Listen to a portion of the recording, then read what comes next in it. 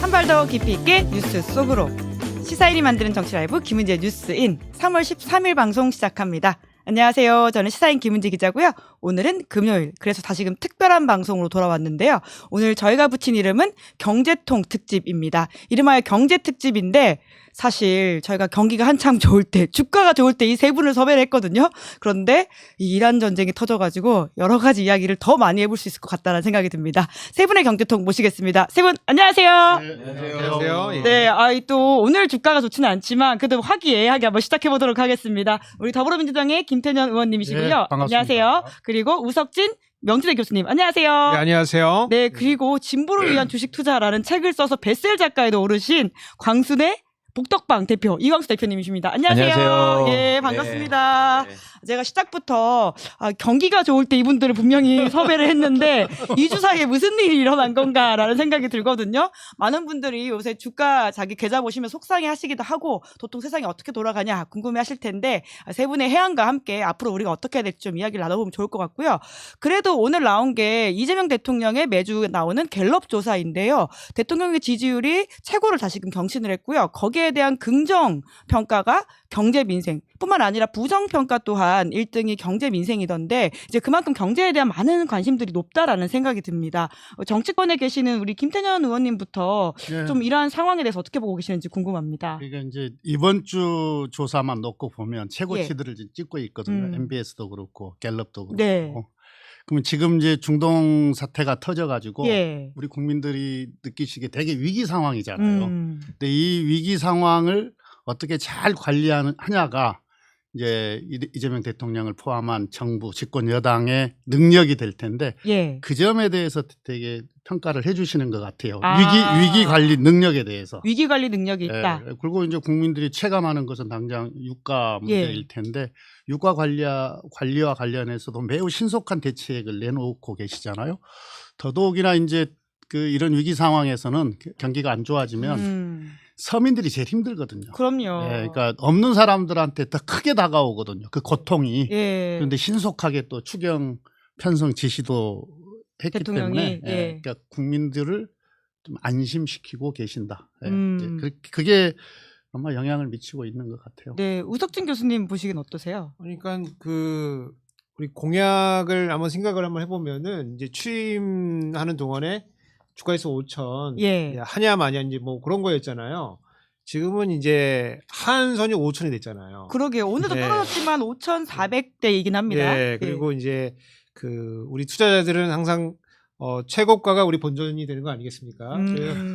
그러다 보니까 약간 이제 손해 보는 느낌이 나는데 실물은 이제 약간 항공모함 같은 거여가지고 움직이는데 시간이 좀 걸리는데 이 주가가 좀 빨리 떠가지고 언젠가는 조정을 한번 받아야 되는 이제 그런 시점인데 이거 조금 뭐 우리 투자자 입장에서 보면 좀 불행하지만은 대통령 입장에서 보면은 참 운이 좋다. 조정을 한번 받아야 되는 건데 잘 되면 이재명 대통령 탓이고 이게 안 되면 트럼프 탓이다.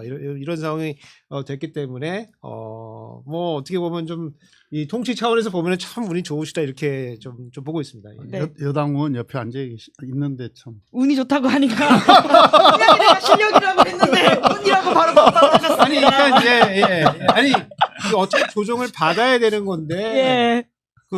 그냥 떨어졌으면은 막 이제 욕했을 거 아니겠습니까? 네네. 근데 이제 떨어지는 게 트럼프 탓이다 이것은 그러니까 지지율도 굉장히 높게 나오고 있는 거든요. 이렇게 보고 있습니다. 외부 요소가 분명히 좀 또 작용하는 것 같긴 한데요. 이광수 대표님께서 어떻게 보십니까?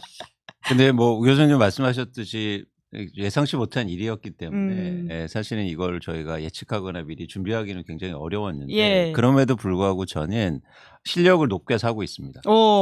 지금 소수 의견이세요, 우석진 교수님? 아니 저도 운이라는 게 아니고 조정을 한번 받게 돼 있는 그런 운명이었다. 예.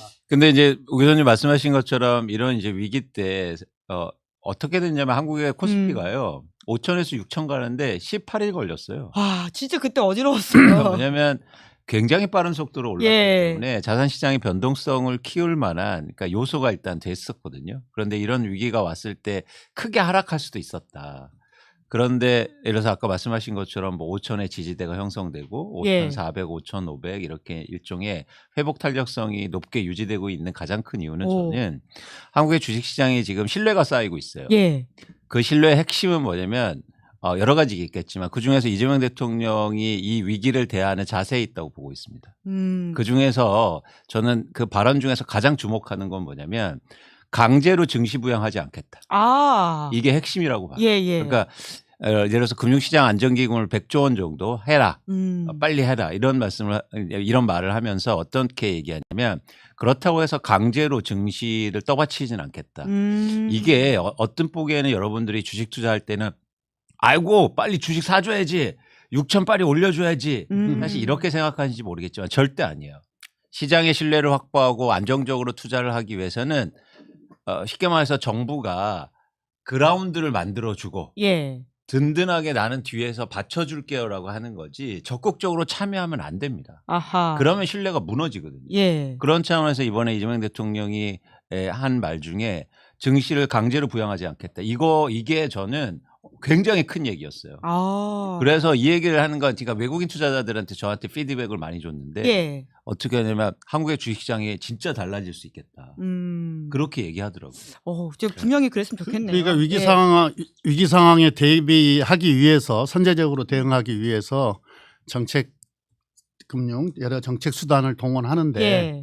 그건 정부로서는 당연히 해야 될 일이죠. 그런데 절대로 그것을 인위적으로 증시 부양 수단으로 사용하지 마라. 시장을 교란시키지 마라. 예, 예. 그 지침은 분명하게 대통령이 주신 거 아니에요? 그러니까 지금 이제 어제 오늘 여론조사에 보면은 고무적인 게 전국이 다 긍정 지지율이 높아요. 그러게요. TK까지도 TK도 지금 보면 오늘 거 보면은 49대 33. 네, 국민의힘이 예. 워낙 또 안 좋기도 예. 하고. 예. 그리고 연령층으로 보면 어떻게 보면은 이제 대통령이나 우리 민주당 쪽에 예. 취약 연령대라고 하는 70대 이상에서도 긍정률이 높습니다. 뭐 이렇게 조사 개요는 저 유튜브여가지고 안 나중에 해도 됩니까? 말씀드리겠습니다. 예. 편하게 하십시오. 예. 그 매우 고무적이죠. 예. 이것도 유튜브로서 고무적이긴 합니다. 그런 거 이야기하다 보면 흐름이 끊기거든요. 유튜브는 안 해도 되는군요. 예, 예. 몰랐습니다. 예, 편하게 제가 마지막에 살짝 이야기하겠습니다. 예. 그러니까 이게 본인이 생각하면 예를 들어서 정부나 부담스러울 수 있어요. 왜냐하면 6,300까지 갔다가 갑자기 떨어지면 빨리 참여해갖고 이거 빨리 올려줘야 되는 거 아니냐?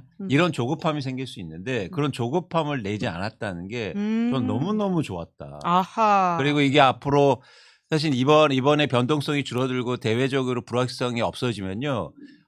또 탄력을 크게 받을 수 있는 발판이 또 될 거다. 이런 신뢰가.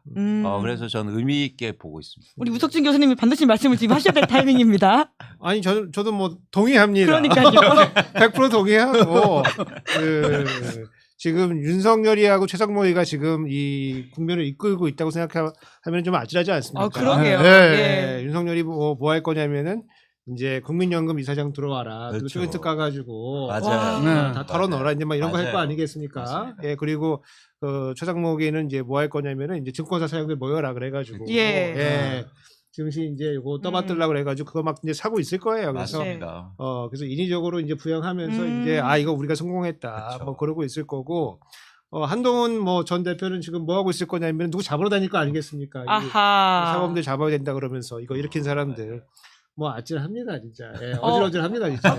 예. 교수님, 이 소수 의견이 있던데 한동훈 전 대표가 부산에 가가지고는 윤석열이었어도 6천 됐다고 이야기했잖아요. 시대의 망언이죠. 저도 이제 여러 방송에서 얘기 좀 드렸는데 좀 이제 그 약간 포즈 연습할 때가 아니고 약간 이제 경제 공부를 좀 열심히 하거나 법조인도 말고 이제 다른 사람들을 좀 주변에 두고서 예. 좀 얘기를 좀 들으면서 좀 세상 돌아가는 이치를 좀 깨달으면 좋겠다. 그런 말씀 드리고 싶습니다. 이 방송을 보시면 좋겠네요. 네, 대단히 감사합니다. 예. 네, 그 주식과 이야기를 하다 보니까 좀 더 이제 요 이야기를 더 깊이 해보면 좋겠다는 생각이 드는데, 근데 혹시 세 분 다 주식 하십니까? 요새 괜찮으신가요? 저는 이제 오랫동안 애널리스트 하면서는 주식 투자를 하지 못했거든요. 예. 그러니까 그게 이제 차이니스 월이라고 그래서 일종의 그러니까 직접 플레이어로 되니까. 근데 전 지금은 일단 백수니까 예. 주식 투자를 하고 있습니다. 빨간색이신가요?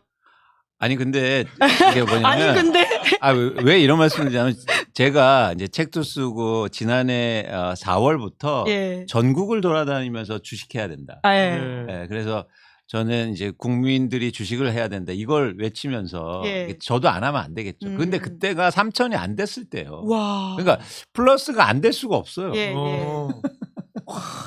그때 같이 하신 게 김태년 의원님. 오, ETF. ETF. 성적을 좀 알려주세요. 저희들은 이제 재산 공개 하시나요? 그건 예, 국회의원은 자동으로 또 개별 종목은 투자를 예, 못하게 예, 되어 예. 있어서 이제 허용되는 게 ETF밖에 없는데 음.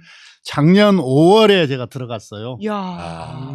네, 매일 한 주씩 사도록 아. 매일 자동으로. 야. 그러니까 현명하셨네요. 예, 그래서 자동으로 사니까 물타기도 됐다가 불타기도 됐다가 예. 그러고 있는데 코스피 200 같은 경우가 이란 터지기 전에는 100%였어요. 야. 수익률이. 예, 예. 근데 지금은 한 70, 한 여전히 빨간색이네요. 72%, 3%. 그러니까 최고가가 그 정도입니다. 시드머니가 된다니까.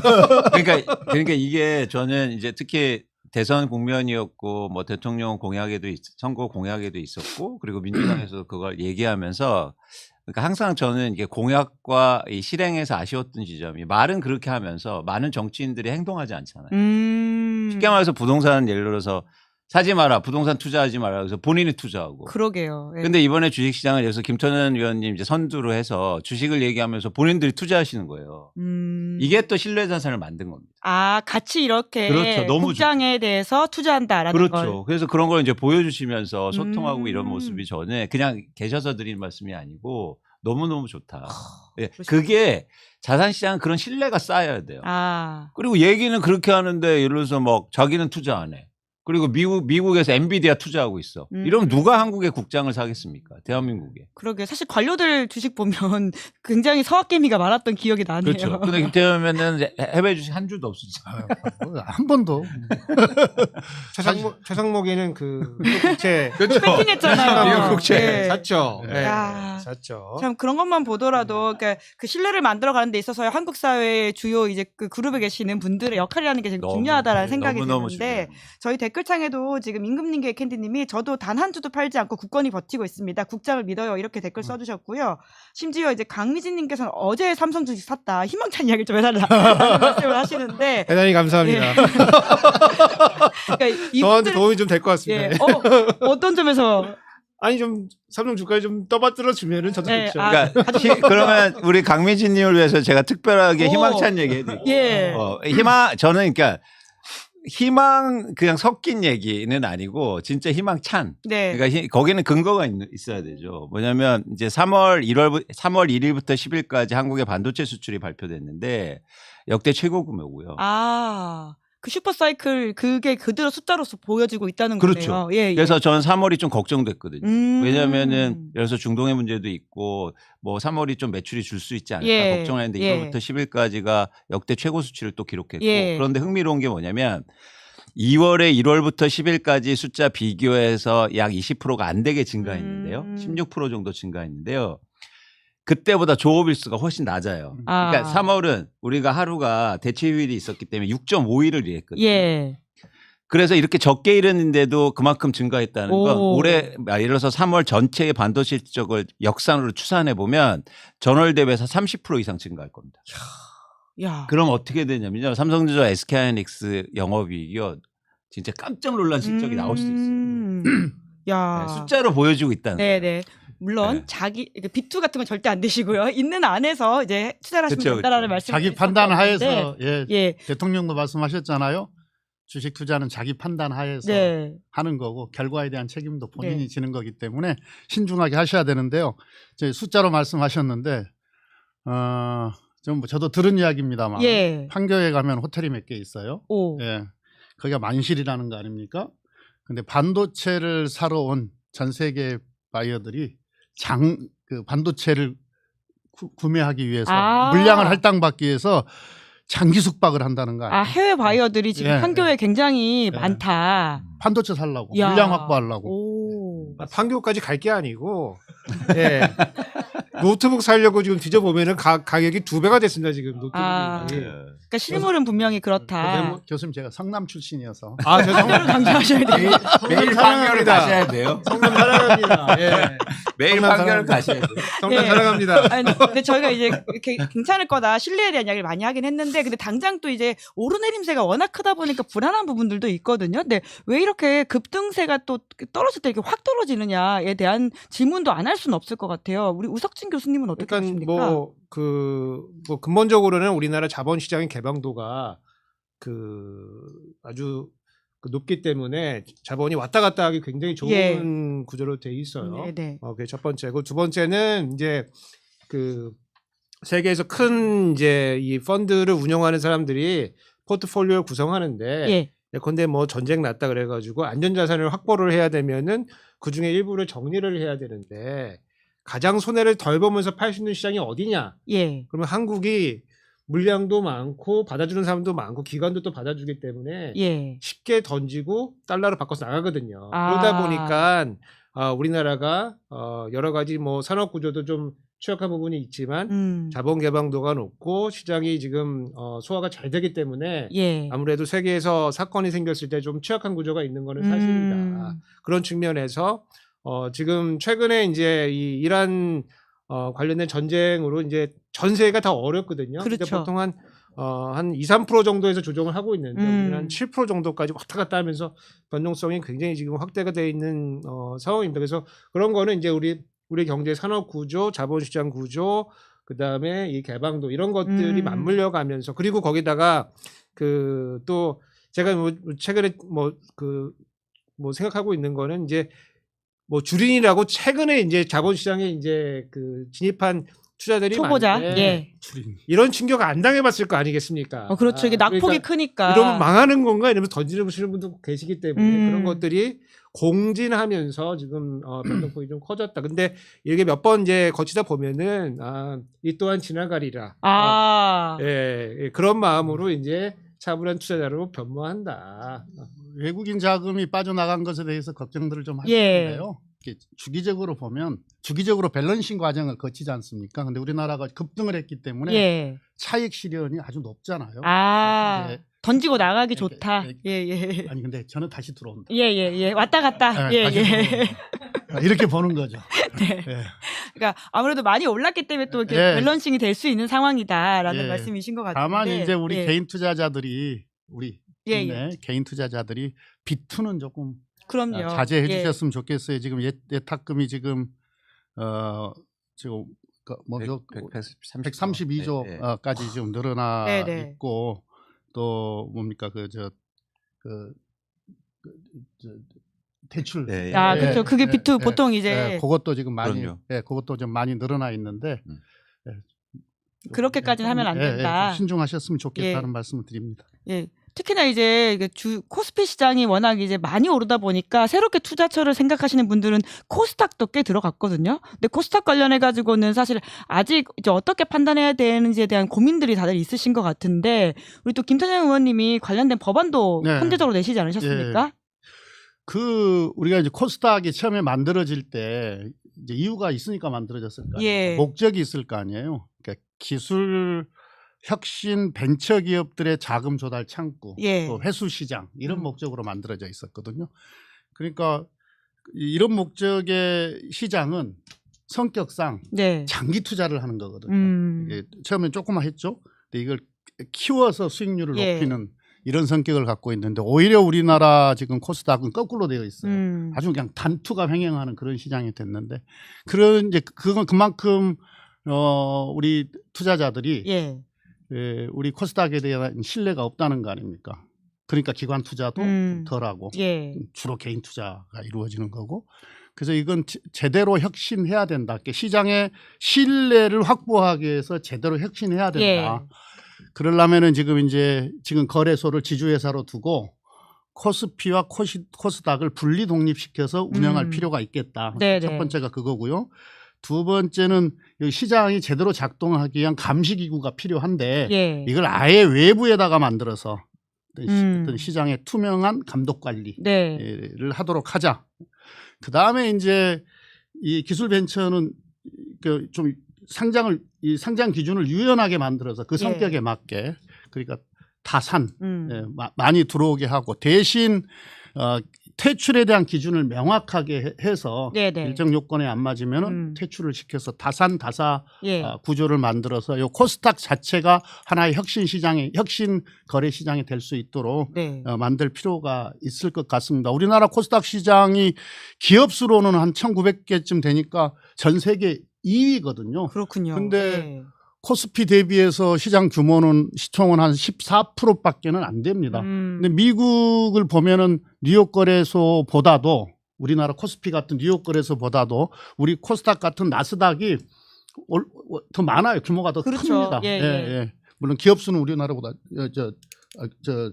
기업 수도 제일 많긴 하지만 그리고 이른바 빅테크 기업들은 다 나스닥에 들어 있잖아요. 그래서 더 워낙 더 우리나라에서 관심도 많고. 예. 근데 우리나라는 코스닥에서 성장하면 코스피로 이전 상장을 해버리거든요. 그러니까 코스닥에 대한 신뢰가 낮은 거죠. 네. 근데 지금 이건, 이제 지금 코스피가 오늘은 좀 많이 떨어졌는데, 근데 또 코스닥은 몰랐어요. 예 괜찮더라고요. 네. 이거 뭐 어떻게 봐야 되는 건가요? 그건 예. 뭐 하루하루치를 보고 이야기할 일은 이야기할 건 아니, 없다. 예. 근데 뭐 단기 변동성을 저희가 말씀드리면서 추정을 할 수는 없지만 시장의 일단 느낌, 분위기, 예. 그리고 투자자들의 생각이 조금 바뀌고 있는 건 한국의 코스닥 시장에 대해서 좀 기대감은 갖고 있어요. 확실히. 그러니까 김태형 의원님 말씀하신 것처럼 저런 어떤 코스닥 시장의 신뢰를 얻기 위한 어떤 법안 그리고 이재명 정부도 이재명 대통령도 계속 코스닥 얘기를 하고 네. 그러면서 이제 시장에 투자를 할 수 있는 여건이 좀 조성되겠구나. 그러니까 이게 자산 시장은 흥미로운 게 뭐냐면 실제로 예를 들어서 이제 법안 발의를 했지만 통과된 건 아니지 않습니까? 그렇죠. 예. 그러면은 통과될 때까지 투자하지 않느냐? 그렇지 않거든요. 아, 그러니까 미리 선반영된다. 그렇죠. 예, 예. 사람들은 미리 움직이니까 예. 그런 움직임들이 나타나고 있는 거죠. 어. 그래서 근데 이제 김재용 의원님 말씀하신 것 중에 굉장히 중요한 건 뭐냐면 코스닥 시장이라는 게 독특한 건 뭐냐면 좋은 자본이 다시 들어오잖아요. 그럼 예. 좋은 회사를 또 만들어내요. 오. 그러니까 좋은 회사가 들어와서 그냥 좋은 회사가 되는 게 아니라 예를 들어서 기술이나 스타트업들 같은 회사들이 코스닥 안에 들어와요. 예. 그러면 거기에 좋은 자본이 붙잖아요. 그럼 그게 또 원동력이 돼서 좋은 기업이 된단 말이에요. 오. 그래서 코스닥 시장은 제가 볼 때 인큐베이터 같은 역할을 하는. 그렇죠. 예, 예. 근데 그동안 한국은 인큐베이터에서 미숙한데 인큐베이터 들어가야 되는데 인큐베이터가 온도 조절이 안 돼요. 그게 어떻게 됩니까, 그럼? 그랬더니 막 난장판이었던 거예요. 그런데 지금 김태현 님이 인큐베이터를 안전하게 만들려고 하시는 겁니다. 그러면 그 인큐베이터를 일반 신생아들하고 같이 놓으면 안 될 거 아니에요. 미숙한데. 그렇죠? 분유도 다른 거 주고. 그런 걸 이제는 만드는 굉장히 중요한 일을 예. 지금 하시고 계시다. 분리해야 된다. 그러니까 예. 이제 우리 그 경제가 지금 첫 문제점 중에 하나가 혁신 기업들이 안 나오는 거거든요. 예. 그래서 이 경제가 정체한 이유를 이렇게 논의를 하다 보면은 뭐 생산성이 정체를 한다. 그게 다 노조 때문에 그런 거다. 대기업 노조를 해체하고 다 때려잡아야 된다. 이런 얘기를 많이 하는데 사실 잘 생각해 보면은 우리 노동자들이 일을 못하는 게 아니거든요. 어디 가도 빠릿빠릿하고 일을 엄청 잘합니다. 한국 사람들은 얼마나 예, 그게 어떻게 생산성이 떨어진다는 얘기 사실 예. 납득이 잘 안 가는데 예. 잘 그 근절 따져 보면은 우리가 그 혁신하는 기업가가 안 나오는 거거든요. 주크버거가 없고 뭐 베조스가 없고 그다음에 뭐 앨런 머스크가 없는 거고 우리는 그냥 재벌의 3세의 4세에 무슨 성이 똑같은 사람들이 쭉 앉아가지고 차고 앉아가지고 그거 코스닥이나 코스피 통해 가지고 뭐 물적 분할을 한다든가 막 이래가지고 그거 빼먹으려고 지금 그러고 있기 때문에 네네. 사실은 혁신 생태가 작동을 안 하는 거예요. 예. 그 혁신 생태가 작동을 하려고 하면은 내가 혁신 기업을 만들어서 이거를 대기업에 팔든가 아니면 이런 코스닥에 상장을 해가지고 내가 큰 보상을 받을 수 있다고 해야지 이게 보상이 되고 그래야지만 우리 기업 경제 자체가 이 역동성을 띠고 돌아가는데 지금 우리 코스닥은 일종의 도박방처럼 돼 있거든요. 여기다 돈 넣어놓고 1년만 있다가 보면은 껍데기가 돼 있고 막 뭐 이런 상황이 맞아요. 너무 많기 때문에 예. 그러니까 들어갈 수가 없는 거니까 그러니까 뭐 표현은 좀 그렇지만 어장 관리를 좀 원래 세게 해줘야 되는 건데 그거를 안 해줬기 때문에 들어갈 수가 없는 상황이다. 그래서 뭐 상법 개정 뭐 이런 것도 굉장히 좋은 역할을 했듯이 여기도 이제 관리하는 그런 제도들을 좀 통과시켜줘야 된다. 열심히 해주십시오.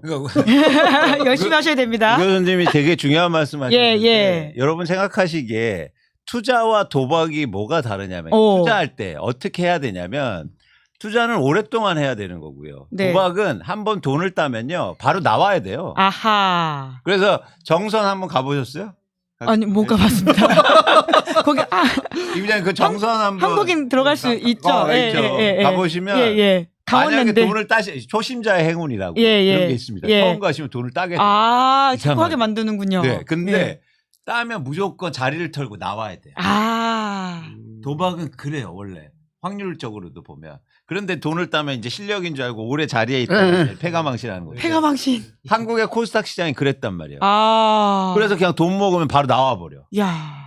바로 나와보니까 못 믿으니까. 그렇죠. 예. 그래서 계속 그렇게 말씀드리니까 오 교수님이 말씀하신 것처럼 결국에 혁신 기업들이 만들어지면 여러 가지 요인도 필요하지만 좋은 돈들이 들어와야 주크버거가 나오고 그런 사람들이 나오는 거거든요. 그러니까 그건 사람의 문제도 있지만 자본시장에서나 특히 자본주의에서는 돈이 어떻게 또 연결되느냐가 중요해 보이거든요. 그런 좋은 돈들이 없었다는 거예요. 안 그래도 좋은 투자, 좋은 자본 말씀하시길래 궁금했었는데 그러니까 장기 투자하는 것들 좋은 자본이라고 말씀하시는 건가요? 그렇죠. 그리고 이제 그런 거에 신뢰를 갖고 믿음을 갖고 오랫동안 함께 같이 투자하고. 그렇죠. 그러니까 미국이나 중국의 기술 기업들이 뭐 처음부터 막 엄청나게 큰 규모의 기업들이 아니잖아요. 그렇죠. 처음에는 다 작은 기업 골방에서 컴퓨터 하고 이랬죠. 작은 기업들이잖아요. 거기에 정말로 좋은 자본이 들어오는 거거든요. 그래서 키우거든요.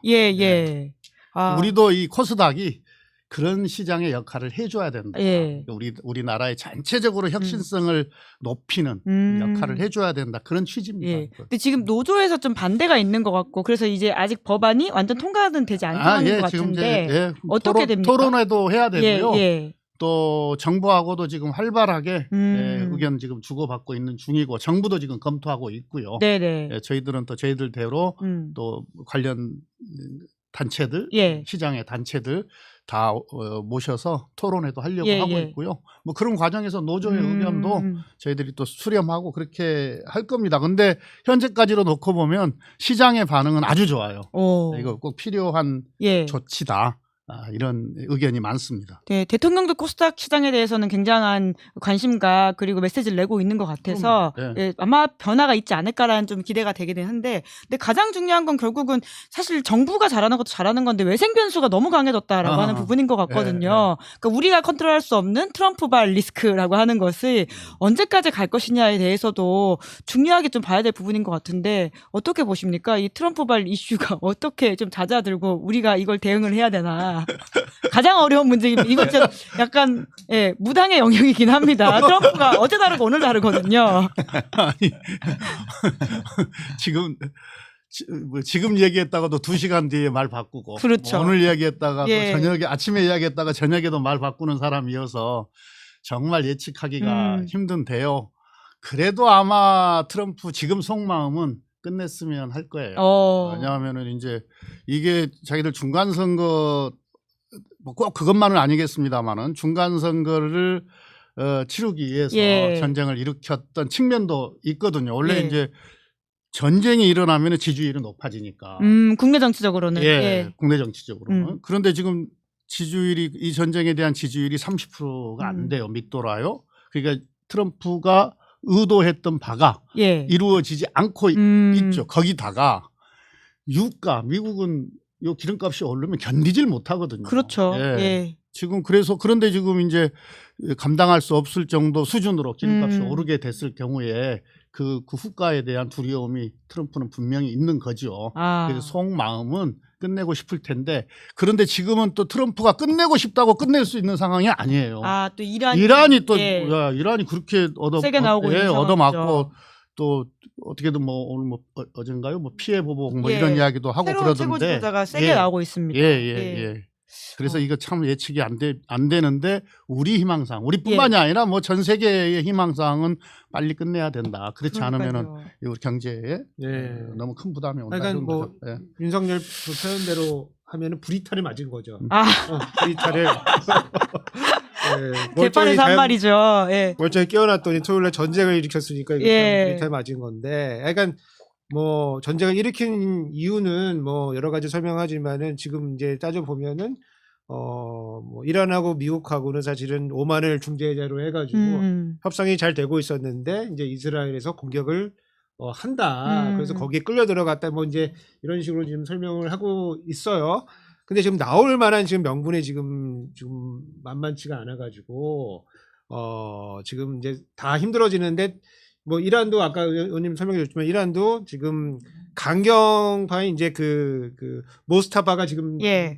들어왔고 이스라엘도 지금 끝내줄 생각이 없는 것 같아요. 거기도 지금 국내 보면은 정치적으로 지지율이 좋다고 하더라고요. 이스라엘도 끝내줄 생각이 없는 것 같아요. 예. 그래서 시작할 때는 마음대로 시작했지만 예. 지금 트럼프 마음대로 지금 끝내기 좀 어려운 상황으로 지금 흘러 들어가고 있다. 다만 이거 모든 것이 이제 중간 선거로 이제 향해 가면은 그러면 이제 공화당에서 이제 끝내라고 이제 할 수도 있는 그런 상황이기 때문에 어쨌든 1년을 넘기지는 못할 것 같다. 그렇게 좀 보고 있고 이제 우리가 이제 문제인데 네. 사실 우리가 문제인데 우리 경제 구조 자체가 예. 기본적으로 제조업 중심이고 에너지를 많이 쓰는 산업들이 우리 뭐 아주 중요한 산업들이 돼 있고 거기다가 우리가 수입해서 만들어서 수출하는 이런 구조로 되어 있기 때문에 우리가 에너지 가격이 굉장히 취약한 구조거든요. 예.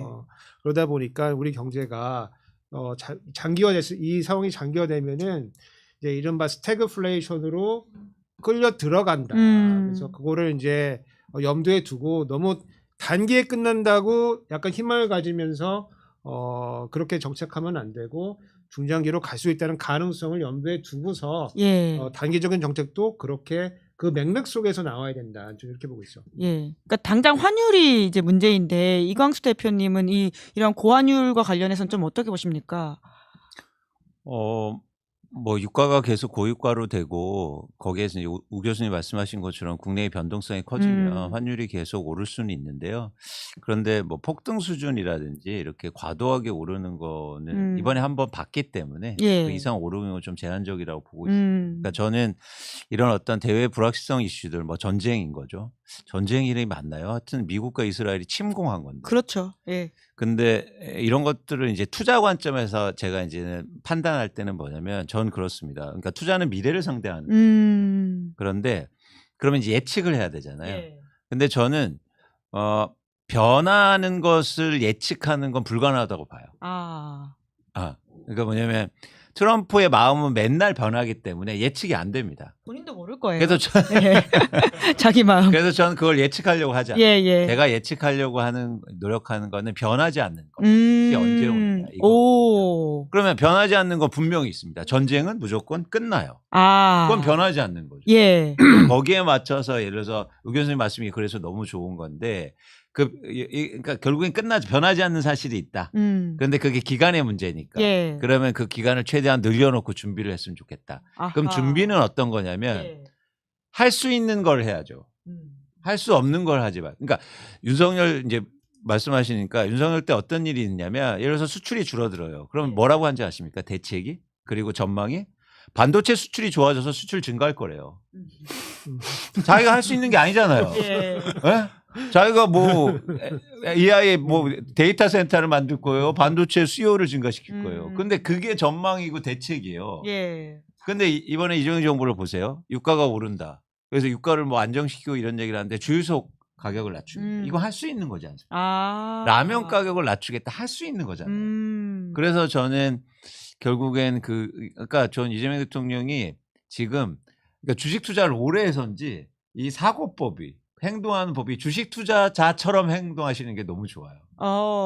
주식 투자자처럼 행동하는 게 정확히 뭔가요? 그러니까 이거죠. 예. 예측하고 변하지 않는 것을 예측하고 예. 내가 할 수 있는 것에 집중한다는 거예요.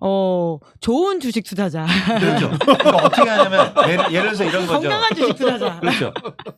훌륭한 주식 투자자는 예. 훌륭한 주식 투자자는 지금 야 전쟁 내일 끝날 거야 하면서 주식을 베팅하지 않습니다. 세상에 그런 투자자가 어디 있어요. 훌륭한 투자자는 내가 예측할 수 있는 걸 예측하고 내가 할 수 있는 거에 집중한단 말이에요. 아하. 그래서 이재명 대통령이 주식해서 돈 번 이유가 있구나.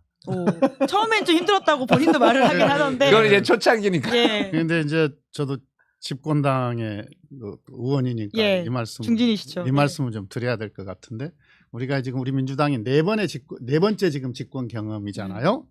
근데 그때마다 위기들은 다 있었어요. 예. 근데 이제 그 위기들을 어떻게 대처하고 어떻게 극복해내느냐, 오히려 이 위기를 기회로 만들어내느냐, 이게 이제 실력이지 예. 않겠습니까? 그래서 지금 뭐 청와대도 그렇고 정부도 그렇고 우리 당도 그렇고 그 닥쳐올 경우의 수, 그러니까 전쟁 기간을 포함해서 예, 예. 뭐 중동 전체로 전쟁이 확산된다든지 하여튼 아니면은 뭐 국지적으로 된다든지 여러 가지 상황들을 다 대비한 예. 대처 방안들을 지금 만들고 있고 또 뭐 또 실행도 하고 있고 예. 예, 그렇게 하고 있는 중입니다. 근데 당장 석유 채굴과제 같은 경우에는 이게 또 뭐 효과가 얼마나 날지에 대한 이야기는 좀 있거든요. 게다가 좀 인위적으로 시장에 개입한다라고 하는 비판들은 또 있을 수밖에 없는 상황인 것 같은데. 그러니까 그 정책의 입장에서 보면은 뭐 정책도 이제 약간 뭐 수동 자동차처럼 뭐 기아 1단, 2단, 3단, 4단 뭐 이런 게 있는데 이제 우리가 1단 넣고 2단 넣고 3단 넣고 이렇게 순차적으로 가면은 이렇게 적응하기가 쉬운데 갑자기 4단 딱 넣으면은 그러면 우닥하고 이제 차가 멈출 수가 있거든요. 근데 지금 최고가 이 시행 같은 경우는 굉장히 단수가 높은 겁니다. 예, 단수가 높은 거고 그래서 저 같은 경우도 다른 거 먼저 써보고 그다음에 최고가로 가면 어땠을까 사실 이런 생각을 해보는데 예. 왜냐면은 이제 이 최고가가 지금 역사적으로 우리나라가 처음 쓰는 건 아닙니다. 1970년대 이제 닉슨 정부 때도 석유 파동 일어났을 때 예. 썼고 최근에는 이제 그 헝가리에서 2021년도에도 뭐 쓴 적이 있어요. 예. 근데 그때 단기적으로는 효과는 있었으나 조금 시간이 지나니까 석유 공급이 좀 줄어들어 가지고 오히려 국민들이 굉장히 고생했다. 이제 이런 교훈들이 있는 거기 때문에 저는 이제 조금 다른 거 좀 써보시고 예. 요거를 이제 마지막 수단으로 말 안 되면 이제 들어간다. 이제 요게 원래는 교과서적인 처방입니다. 근데 점증적으로. 예. 제가 이제 최근 이제 그 이재명 대통령의 이 발언이라는 걸 지켜보면은 처음에는 약간 경고성 이제 발언을 하셨던 것 같아요. 예. 이제 정유사 전쟁 나고 그 올라서 들어온 기름을 아직 서울에 안 왔지 않냐. 안 왔는데 니네 이거 왜 올리는 거냐 도대체.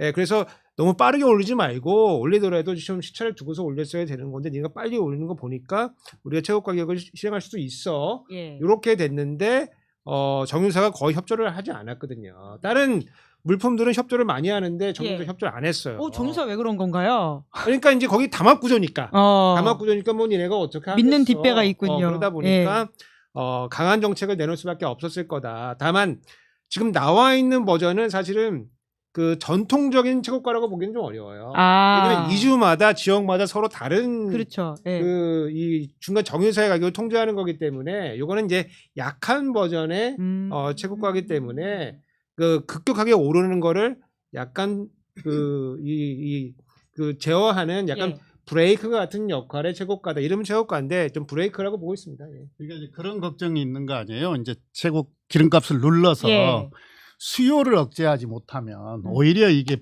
나중에 이제 문제가 된다. 공급에 문제가 생길 거 아니냐. 이런 염려들을 하시는 것 같아요. 그래서 방금 교수님 말씀하셨던 것처럼 이번에 최고 가격제는 좀 유연하게 지금 시행을 하고 있는 거죠. 2주별로 이제 얼마로 할 것인지. 근데 그건 이제 수요, 공급, 가격 이걸 다 감안해서 탄력적으로 운영하겠다고 하는 거기 때문에 아주 경직되게 운영하지는 않습니다. 근데 그 지점에서 이제는 일부 뭐 보수 매체나 보수 경제지들이 이제 시장을 얘기하는데, 그러니까 거기서 얘기하는 시장은 기업을 얘기하는 거예요. 그러니까 근데 기업의 본질은 뭐냐면 아까 우 교수님 말씀하신 것처럼 독점과 과점이 본질입니다. 그러니까 시장을 기업한테 맡겨놓으면 끝장나는 거예요. 그러니까 워렌 버핏이 어떤 얘기를 하냐면 주식 투자할 때 가장 좋은 주식은 뭐다? 독점 주식이라고 해요. 독점하는 회사. 그러니까 어떤 회사고 시장에 나갔을 때 독점하려고 엄청 노력을 해요. 그래서 주가도 오르고 돈도 벌 수 있거든요. 그래서 우리가 얘기해서 시장을 기업에 맡겨놓으면 그럼 독점하고 과점하는 형태로 가요. 시장은요 3주체가 있는 겁니다. 기업과 정부와 가게가 있는 거거든요. 그래서 정부가 참여하는 건요, 바로 시장이에요. 예. 근데 우리는 이걸 잘못 해석하고 있다고요. 마치 정부가 참여하는 왜 시장에 참여해? 아니요. 시장의 주체라고요. 그렇기 때문에 당연히 참여해야 되고 특히 지금처럼 위기가 왔을 때는 정부의 역할이 훨씬 더 필요한 거죠. 근데 우린 이 얘기를 안 하니까 마치 여러분도 그러지 않습니까? 아, 왜 기업끼리 놔두지 않고 그게 자본주의고 시장 아니야? 천만의 말씀요. 그렇게 되면 라면값은요 10,000원이 될 거예요. 네? 농심하고 삼양이 다 잡고 있는데요. 그렇기 때문에 시장의 경제학 교과서에도 나와 있지 않습니까? 경제의 주체라는 게. 그래서 여러분들이 잘못 해석하면 안 된다. 근데 오랫동안 그렇게 여러분들이 생각해 왔으니까 정부가 너무 심한 거 아니야? 야, 이게 뭐 빨갱이들이야? 뭐 베네수엘라 그놈의 베네수엘라. 그게 아니라는 거예요. 여러분 이거는 아니라는 거예요. 예. 근데 이제 우리가 이제 이 지점에서 아주 중요하게 봐야 되는 것이 뭐냐면은 이제 이런 어떤 위기 상황이나 어떤 경제 상황들에 대응하기 위해서 정책 수단을 동원을 하잖아요. 예. 근데 실제로 동원된 정책이 우리 국민들한테 혜택이 가야 될 거 아니에요. 우리 국민들이 체감할 수 있어야 될 거 그럼요. 아닙니까? 예. 예를 들면 우리가 유류세 인하 같은 정책도 예. 하잖아요. 그런데 예를 들어서 유류세를 300원을 인하를 했는데 실제로 우리 국민들이 보는 혜택은 150원이다. 이러면 안 되는 거 아닙니까? 유류세를 300원 의미가 없죠. 예. 그래서 이런 정책 수단을 동원할 때는 우리 국민들이 실제로 체감할 수 있도록 설계하고 예. 또 그렇게 시행돼야 된다. 예, 이 점은 좀 강조가 돼야 될 것 같아요. 이건 네. 뭐 약간 깨알 같은 뭐 정보인데 좋습니다. 깨알 같은 정보 너무 좋아요. 그 석유사업법에 보면은 이제 최고가를 이제 그 정책 시행할 수가 있는데 그럴 때 이제 피해본 이제 뭐 주유소나 이제 정유사한테 보상할 수 있게 이제 하는 조항이 있습니다. 그래서 아마 그런 것도 이제 뭐 편성하겠다고 이렇게 돼 있는데 예. 그게 이제 사실 MB 때 만들어진 법입니다. 아하. 이 그때 막 물가 정부- 관리하겠다고. 네, 정부가 예. 이런 거 할 때 기업이 손해 보면 안 되지. 그러면서 기업한테 보상해줘야지. 그때 들어온 2010년도에 들어온 깨알 같은 법입니다. 또 깨알 같은 팩트를 알려주셨는데 저희가 부동산 얘기로 슬슬 넘어가야 될 것 같은데 하지만 댓글창에는 30만 전자 갈 수 있느냐 이런 질문이 있거든요. 이것만 어떻게 보시는지 직접 말씀은 하시기 어렵시겠지만 우리 이광수 대표님의 돌려서 전망을 해주신다면요. 그러니까 여러분 주식 투자의 원칙이 있는데요. 그러니까 뭐냐면 오를 때는 계속 갖고 있으면 돼요. 그러니까 무슨 얘기냐면 위에를 닫혀놓고 생각할 필요가 없다. 저는 그래서 뭐 이게 많은 애널리스트들이 어떤 걸 하냐면 삼성저 목표 주가가 뭐 26만 원입니다. 그런 얘기들 30만 나오죠. 이랬는데 예. 저는 목표 주가가 왜 필요한지 잘 모르겠어요. 저도 그 일을 해왔지만 여러분 생각해 보세요. 주식 투자하는데 목표가 위가 왜 필요합니까? 그렇네요. 오르면 더 좋은 거 아니에요? 그렇네요. 그래서 여러분들이 그 생각 마시고 그냥 오르면 좋다. 대신 빠지는 거는 목표가 있어야 돼요. 이 명언이네요. 네. 빠지는 거 내가 그래서 얼마 이상 빠지면 난 주식을 팔 거야. 그런 원칙만 있으면 된다. 그래서 여러분 주식 투자하실 때 위를 닫고 하지 마시라. 우리가 보통 이제 네. 우리 일반 투자자들은 오를 때 팔고 내리면 갖고 네, 있고. 존버다. 장투로 간다. 장투로 간다. 근데 반대로 하셔야 된다. 뭐냐면 빠지면 팔고 오르면 끝까지 갖고 있는다. 네. 그러니까 그 주식에 대한 신뢰가 있기 때문이다라는 그렇죠. 말씀이신 그래서 거죠. 이완훈 삼성전자 말씀하시니까 예. 삼성전자는 지금 실적이 올라가는 구간이니까 이런 한국의 반도체 기업들은 사실은 위를 좀 열어놓고 보셨으면 좋겠다. 네. 그 소위 말해서 그 주식을 하시는 분들한테 그런 은어가 있나 보죠. 결혼하나요? 이렇게 댓글이 나오네요. 결혼하나요는 이제 그 김건희가 예. 그분하고 이제 카톡에서 이모 씨와 카톡에서 그런 내용이 카톡에서 있었죠. 예. 결혼했니 뭐 그런 네, 이렇게 나오는 정치 거죠. 유튜버 보니까 다들 이 고관 여자들로 예. 가지고 이런 다양한 비유가 나오고 있습니다. 예, 강신님이 완벽한 비유 이해가 쏙쏙 된다 감사하다 이런 이야기 해주시고 계시는데 부동산 이야기도 빼놓을 수가 없습니다. 분당의 대통령이 집을 내놨잖아요. 의원님 파셨습니까? 가까이 그 지역구가 대통령님? 예. 집 팔았다고 발표했잖아요. 예. 근데 팔렸나요? 그 거래가 체결이 됐나요? 됐습니다. 저는 그렇게, 예. 그렇게 알고 있습니다. 어머. 왜냐하면 싸게 내놨거든요. 야, 시중가보다 그렇구나. 훨씬 싸게 내놨기 때문에 예. 팔렸죠. 굉장히 빠른 속도로 그- 거래가 됐고요. 대통령 파셨는데 입장 바꿔놓고 생각하면 정말 많은 아쉬움이 있으실 거예요. 이게 가격 때문에 그런 게 아니고 뭐 앞으로 오를 것이다 내릴 것이다 이런 게 아니고 예. 그 IMF 직후에 그 집 산 거거든요. 예. 그러니까 30년 이상을 그 집에서 젊은 나를 다 보낸 거예요. 예. 거기서 애들도 다 거기서 키웠고 진짜 인생이 있는 집인 예, 거죠. 아주 예. 정들었던 집인데 예. 그것을 어떤 정책 최종 결정권자로서 시장에 신뢰를 주기 예. 위해서 팔았단 말이죠. 많이 아쉬울 거예요. 특히 그 여사님이 많이 아쉬울 거예요. 집이 얼마나 정이 많이 공동 소유일 텐데. 예, 집이 정이 얼마나 많이 들었겠어요. 근데 무슨 뭐 국민의힘에서 그랬나요? 차익 실현을 위해서 자기들이 그렇게 정들었던 집 만약에 자기들이 판다고 한번 생각을 해보세요. 눈물. 네, 예, 그러고 있는 현대아파트 가지고 계신 분. 네. 장도연 네. 대표 이야기를 하고 계시는 것 같은데 거기는 아직 거래가 체결됐다는 소식이 네. 없습니다. 네. 통계적으로 보면 수도권에 30년 이상 거주한 그 가구는요 5%밖에 되지 않습니다. 그러니까 그만큼 사실은 흔치 않은 일을 하신 거예요. 그리고 굉장히 그때 또 IMF 때 그 집을 이제 매수했는데 그게 아마 한 3억대에서 매수했을 거예요. 근데 그 돈이면 음마아파트 2채였어요. 아, 그 당시 시가로는 야. 그래서 예를 들어서 그렇구나. 부동산을 투자나 투기 수단으로 생각했으면 강남에 아파트 2채 샀겠죠. 예. 왜 거기에 샀겠습니까? 거기가 뭐냐면 내가 계속 살 거니까. 그래서 큰 평수를 산 거예요. 네. 그래서 아주 이례적으로 30년 동안 거주했어요. 그런데 그런 집을 뭐 돈 벌려고 팔았다, 뭐 투자한 거 아니냐 이렇게 얘기하는 건 정말 너무한다 이건 아무리 정치라지만 그런 생각이 드는 겁니다. 네. 네. 근데 결국 이제 그 돈을 팔아서 다시 또 주식 시장에다 ETF한다 이런 말이 있으니까 돌고 돌아 또 주식 이야기 나네요. 그래서 주가 떨어질 때 또 사신다고 하니까 와 진짜 돈을 얼마나 버시려고. 네.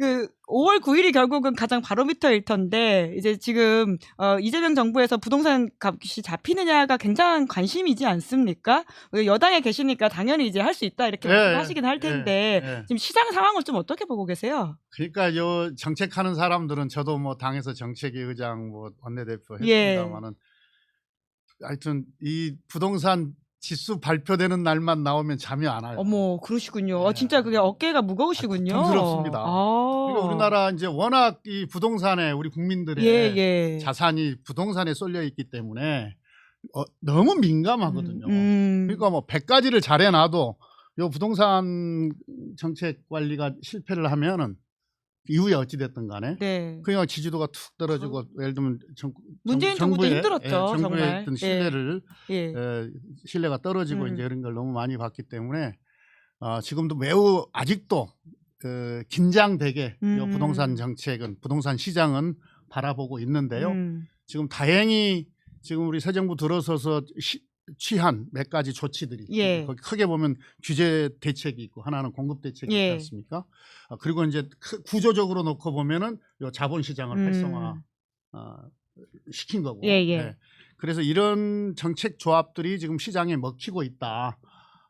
이렇게 보고 있고요. 근데 이제 의지를 가지고 일관되게 하는 게 대단히 저는 중요하다고 봐요. 이 정책들을 성공시키기 위해서. 오늘 키워드가 신뢰네요, 진짜. 신뢰입니다. 예.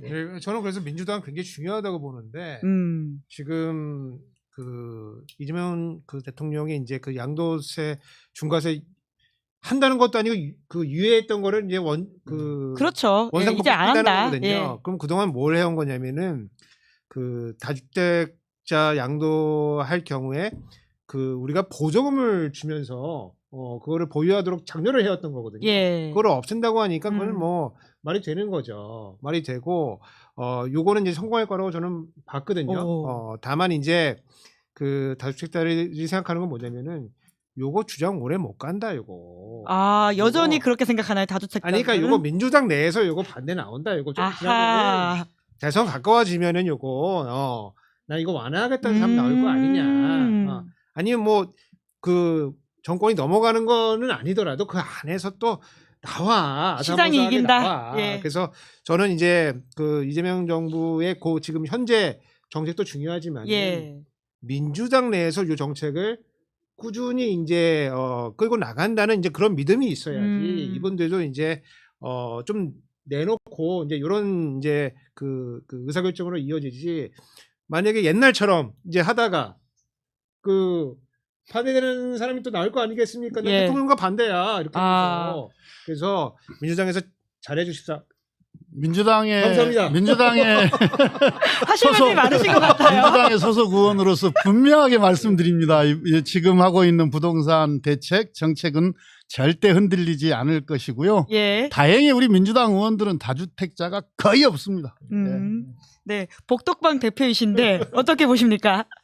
제가 뭐 워낙 다른 곳에서 민주당 근데 이제 제가 어떤 걸 비유하냐면 어쨌든 지금 저는 이게 오랫동안 쌓으면 한국의 부동산 공화국 거대한 성이 있다. 그래서 저희가 그 성을 무너뜨리기 위해서 지금 공격을 하고 있는데 제일 먼저 이재명 대통령이 앞으로 전속력으로 달려가는 거죠. 예. 심지어 자기 집도 팔고. 그러게요. 그리고 뭐 SNS에다가 그렇게 글을 하루에도 3번, 4번씩 싱가포르 출장 가서도 저는 저녁에 새벽에 글을 올린 거 보면서 깜짝 놀랐어요. 부동산. 그래서 아 이거는 지금 그 전장에서 지금 대장이 전속력으로 달려가고 있다. 그런데 장수들이 거기에 속도를 맞추고 있느냐? 거기에 좀 의문이 돼요. 장수라면 민주당인가요? 그렇죠. 네, 그래서 그 장수들이 과연 약간 뿌듯한 표정 지으셨는데. 예. 대장이 저 앞에 달려가는데 뒤를 돌아보니까 장수들이 쫙 멀리 보여요. 그러면은 이게 갑자기 두려움이 생기잖아요. 야, 나 너무 많이 혼자 왔나? 그래도 우리가 얼마나 그래도 민감하게 신속하게 하냐면요. 우리 이강수 대표님이랑 어디 나가가지고 부동산 관련해서 이런 방송을 할 때 그 이야기도 했어요. 다주택자 예. 대출 만기가 왔을 때 왜 그냥 자동으로 연장해 주냐. 다주택자가 만기 연장이 오면 그건 신규 대출로 간주하고 네. 그 규제 그 기준을 적용해야 될 거 아니냐 이런 이야기를 했고 예. 그래서 제가 인사청문회 때 우리가 기재부 장관한테 그 정책을 시행하라고 요구를 한 바가 있어요. 네. 그리고 여러 경로를 통해서 이야기를 했는데 지금 우리가 그것도 도입하려고 하는 거예요. 그 규제도 그렇게 예. 되면은 한 10,000호에서 구축 10,000호에서 15,000호가 네. 시장에 나오게 됩니다. 신규로 10,000에서 15,000호를 만들어내려면 시간 엄청 걸리거든요. 근데 이미 지어진 집, 예. 예, 그게 이제 시장에 나와서 어떻게 보면 그것도 아주 훌륭한 공급 대책이 되는 거죠. 예, 저는 그 대통령님이 그 X 통해 가지고 그 폭풍 이제 뭐 트윗을 하실 때 뭐 국민들한테도 의사를 전달하지만은 공무원들한테도 아하. 예, 내 의사는 이런 거다라고 하는 거를 공직사회. 예, 명확하게 전달을 이제 하는 거라고 봤어요. 왜냐하면 이제 공무원들이 이제 정해진 예컨대 태극 일장처럼 맞고 차고 지르기 뭐 이런 것처럼 예, 정해진 순서대로 그 정책이 가게 돼 있거든요. 예를 예. 들어서 경제가 어려워지면은 주택 경기 풀어야 된다. 규제 풀어야지 우리가 이 공급도 할 수가 예. 있고 그다음에 경기도 활성화시킬 수 있다. 이제 이런 얘기들을 많이 이제 내놓는데 나는 그럴 생각이 없고 우리 우리 정부가 갖고 있던 요 흐름대로 그냥 가는 거니까 예. 정신 차리고 요대로 정책을 만들어 와라. 그러다 보니까 방금 그 의원님 말씀하신 그게 이제 그 주택담보대출의 위험 가중치를 조정하는 거거든요. 예. 왜냐면 이제 그동안 이제 공무원들이 만들어온 정책이 뭐냐면 신규 대출을 어떻게 하겠다 이렇게 하는 건데 신규 대출은 조금이고 사실은 기존에 나가 있는 게 많잖아요. 그래서 요거를 은행들이 그 주택담보대출에 대한 가중치를 약간 조정을 해주면은 그러면은 이제 예컨대 다주택자들 중에서 자기 돈으로 산 사람이 별로 없어요. 딱 갭 투자해가지고 회사로 치면은 그냥 부채를 막 일으켜가지고 계속 그 자산을 구입한 형국이기 때문에 굉장히 취약한 구조거든요. 예. 그러면 사실 대출 나가면 안 되는데 그동안 계속 대출을 나갔기 때문에 요거를 위험 가중치를 조정해가지고 해주면은 그러면 예. 자연스럽게 이 다주택자 문제도 해결되는 부분이 있다. 아까 그 말씀하신 거죠? 예. 그런데 이제 우리가 흔히 그 이야기 하거든요. 정책의 힘은 네. 신뢰에서 나온다. 예. 오늘 근데, 키워드입니다. 예, 다행히 지금 이제 우리 국민들도 그렇고 시장도 그렇고 최소한 민주당의 이재명 정부 정책에 대해서 예. 신뢰하기 시작하신 것 같아요. 이 사람들 한다면 한다. 뭐 중간에 흐물흐물 안 된다. 예. 이 신뢰는 지금 보여주고 계시는 것 예. 같습니다. 그래서 앞으로 펼쳐지는 정책들이 되게 힘있게 이렇게 시장에 적용될 예. 거예요. 예, 예. 경마장 가면 이제 말이 엄청나게 빨리 달리지 않습니까? 예. 보통 말보다. 그 이유는 눈을 가려서거든요. 아. 그러니까 이게 개혁을 만들고 혁신을 만들려면 저는 좌우우면하면 안 된다. 아하. 근데 지금 주식시장에서는 이재명 정부와 그리고 대통령을 중심으로 해서 이재명 정부와 민주당이 예. 앞만 보고 달려나가고 있어요. 근데 전 부동산에서 과연 그러고 있냐? 오. 거기에서 약간 이제 퀘스천이 가는 거고. 채찍질을 하시는군요. 네, 그래서 지금 뭐 의원분들이 채찍을 많이 맞고 늘 부족하다고 말씀하십니다.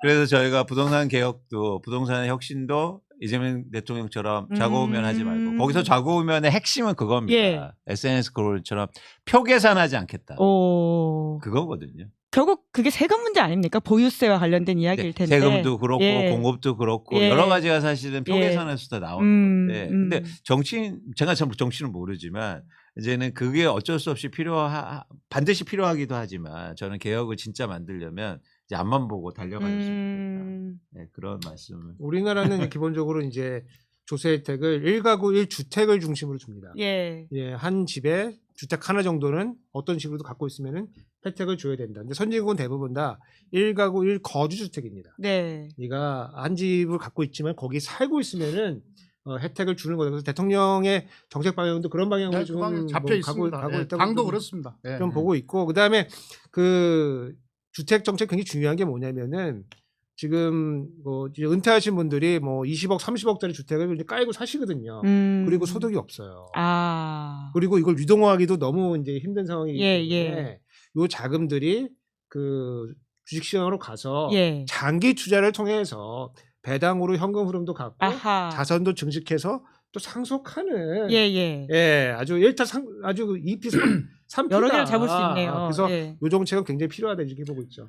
그 표 말씀을 하셔서 여러 가지 지금 강력한 규제 대책, 뭐 공급 대책, 예. 또 여러 가지 세제와 관련해서 지금 예고들도 지금 하고 있는데 그런데 이제 목표는 뭐냐면 부동산 시장 정상화거든요. 너무 우리가 가파르게 오르는 시장이었기 때문에 정상화인데 이게 지금 정상화 조짐들이 보이잖아요. 지금 실제로 현실에서. 그리고 그러면 이 효과로 또 지지율은 올라가고 오름세 꺾였다 뭐 이런 보도 예, 하시는 거죠. 이제 부동산 가격은 예. 꺾이고 지지율은 올라가고 그러니까 야 이렇게 해야 오히려 표에 더 도움이 되는구나. 아하. 네, 맞습니다. 예. 아 이게 심지어 표에도 도움이 된다. 예, 예, 예. 그러니까 그런 그렇네요. 확신을 갖게 된 거죠. 굉장히 중요한 말씀하셨는데, 그러니까 과거 정부에서 예를 들어서 이런 얘기를 많이 해요. 그러니까 쉽게 말해서 종합부동산세 때문에 선거에서 졌다. 이렇게 얘기하시는 분이 많거든요. 그랬죠. 전데 예. 죄송합니다. 어떤 선거지 따라 근데 다를 수 있어요. 그건 저는 사실은 교수님 그건 틀렸다고 봐요. 죄송합니다. 종합부동산 때문에 그게 진 게 아니고 예. 종합부동산까지 했는데 집값을 못 잡아서 진 거예요. 아. 그래서 종합부동산세를 마치 죄악시하면 안 된다. 그래서 잘 설계되고 시장을 조율하고 할 수 있으면 그래서 집값을 안정시킬 수 있다면 말씀하신 것처럼 지지율도 오르고 선거에도 이길 수 있다는 거예요. 그래서 저는 그런 연결 지점, 즉 인과관계를 저희가 좀 다시 한번 생각해 볼 필요가 있다. 네, 라는 네. 말씀을 이건 저희가 따로 만나는 짧게 반론 시간 드릴까요? 아니 그러니까 이제 그 양도소득세라고 하는 거는 집을 깜짝 집을 팔았으니까 이제 돈이 있어가지고 거기다 과세하는 거는 사람들이 돈을 내요. 근데 보유세라고 하는 거는 항상 돈은 정권의 명운을 걸 수가 있는데 이게 적게 들어오면 뭐 2조 3조 들어오고 많이 들어와봐야 뭐 5조 예. 6조 들어오는 그런 세금입니다. 근데 사람들의 저항감은 세고 예. 세수는 별로 안 되는데 여기다 왜 정권의 명운을 거냐. 오. 비용 대비 수익이 안 나온다 이거. 예. 교수님 되게 의원님 같으세요. 그렇습니까? 대단히 감사합니다. 예. 다음에 제가 성남으로 한번 이 사람 이렇게 치열한 오늘 근데 좀 답답하고 어렵다 느껴지는 경제 이야기를 세 분과 이렇게 이야기 나누니까 너무 좀 재밌고 유쾌하고 네. 잘 보인다라는 생각이 드는데 그래도 시간이 벌써 이렇게 돼서 마무리는 해야 될 것 같은데 끝으로 이제 민주당이 더 잘해야 된다라는 식의 이야기를 아까 이강수 대표님이 해주셨는데 사실 지지율만 보더라도 대통령 지지율과 당 지지율의 차이가 계속해서 좀 드러나고 있거든요. 특히나 이제 최근에는 당 안에서의 내분 이슈들이 좀 있는데 그 이야기를 안 여쭤볼 수가 없어서 의원님께서 지금 김태년 의원님이 찡긋하셨습니다.